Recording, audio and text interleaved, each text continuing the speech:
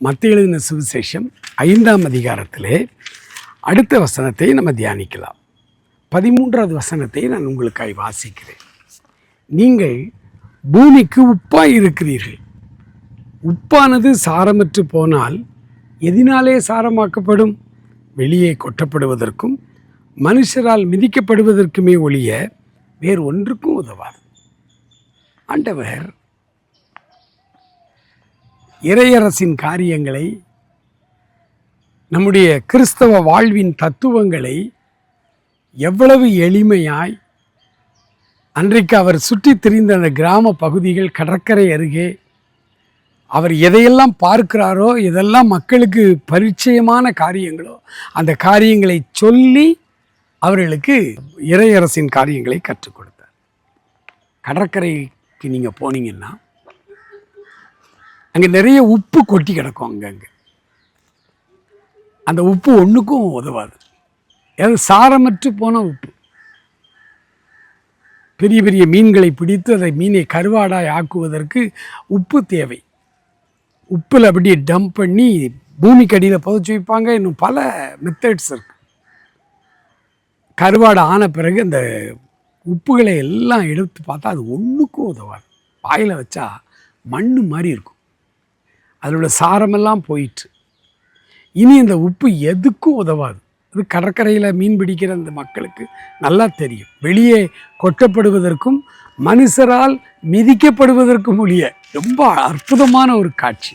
கிறிஸ்தவர்கள் ஒவ்வொருவரும், ஆண்டவரை பின்பற்றி நடக்க விரும்புகிற ஒவ்வொருவரும் உப்பாயிருங்கள் என்று அவர் சொல்லுகிறார். உப்பு சாரமற்று போனால் போட்டிருக்கே, நீங்கள் பூமிக்கு உப்பாய் இருக்கிறீர்கள்னு சொல்லிருக்கேன். இந்த உப்பு எதை குறிக்கும் அப்படின்னா, இந்த உப்பு தான் தெய்வீக அன்பு, தேவ அன்பு. இந்த அன்பு இல்லைன்னா நம்மால் ஒரு பிரயோஜனம் கிடையாது. நமக்கும் பிரயோஜனம் கிடையாது, நம்முடைய குடும்பத்துக்கும் பிரயோஜனம் கிடையாது, நம் வாழ்கிற சமுதாயத்திற்குமே நம்மால் ஒரு பிரயோஜனம் கிடையாது. அப்போ உப்பாய் இருங்கள் அப்படின்னா தேவ அன்போடு நீங்கள் வாழுங்கள் என்றார். இந்த பூமியில் நம்ம வாழும் பொழுது நமக்குள்ளே ஒரு தெய்வீக அன்பு இருக்கணும். இந்த தெய்வீக அன்பு நமக்குள்ளே எப்போ வரும் தெரியுமா? பரிசுத்த ஆவியானவரால் நிரப்பப்படும் பொழுது. ரோமர் 5:5 நான் உங்களுக்காக வாசிக்கிறேன். மேலும் நமக்கு அருளப்படுகிற பரிசுத்த ஆவியானவராலே தேவ அன்பு நமக்குள் ஊற்றப்பட்டிருக்கிறபடியினால் அந்த நம்பிக்கை நம்மை வெட்கப்படுத்தாது.